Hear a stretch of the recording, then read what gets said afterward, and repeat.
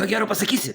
Tai va, aš, karočią, esu musė. Musė? Musė. Kas per musė? Žinai, musytė, maža musytė pasaulyje. Man tai tu iširši geltoną su 3 judom paloskiam panašus. Musė esu. Musė, dangui.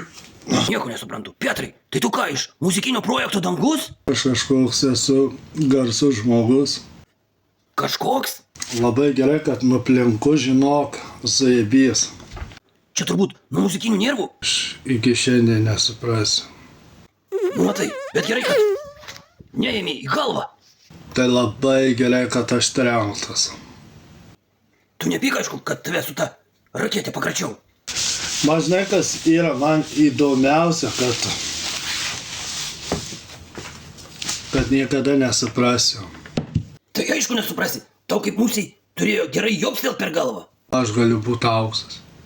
Tai dabar tu ir esi auksas, kaip selas. Prie ko man tas selas? Už mane selas daug aukštesnis yra. O tai ką jau, ūkiais matavotės? Selas yra pats garsiausias Lietuvoje atlikėjas. Nu jau, už Radžį ir Petrą Dovydaitį, garsesnių nėra.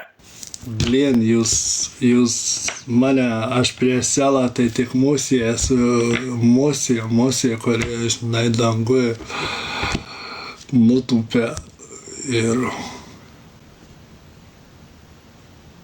Ir padaro kakų. Tai rieš kokią dainykę, musę.